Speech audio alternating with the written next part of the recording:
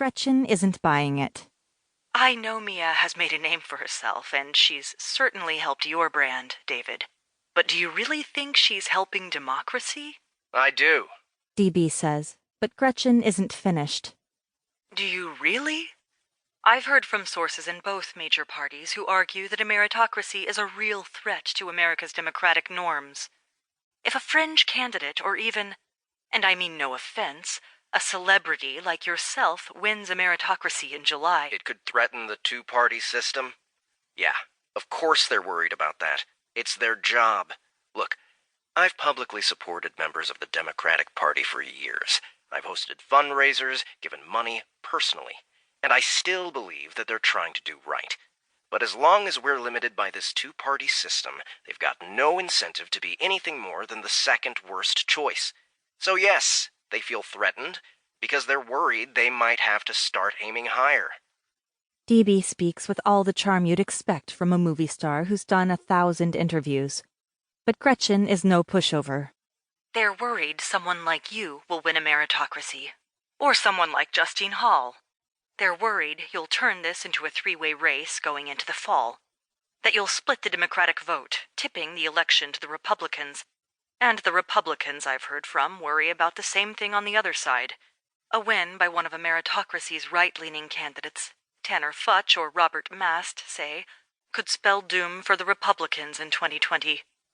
Even a center-right candidate like Avery Axum could pull enough votes to tip the election.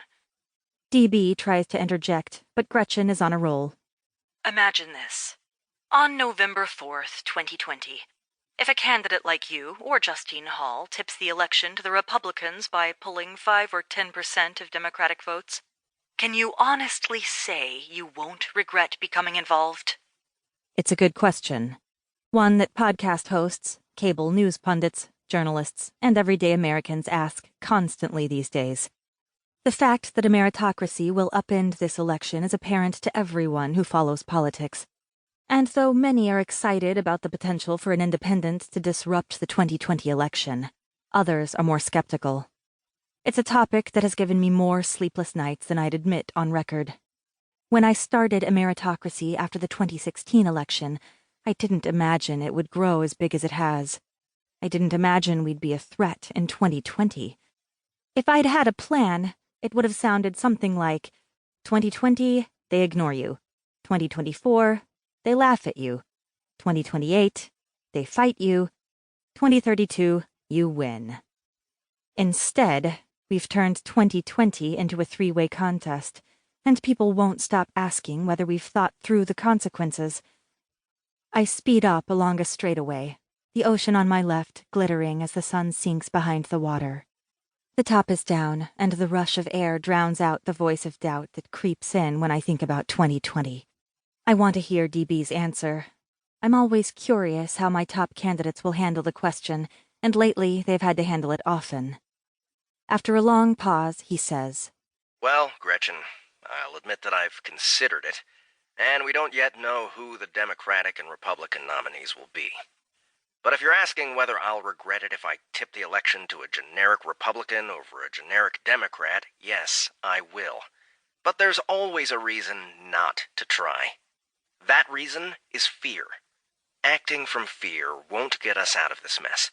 Sooner or later, you have to start asking questions from a different... Red and blue lights flash in my rearview mirror. I click off the podcast and pull slowly into a turnout carved into a low hill as the police car stops behind me.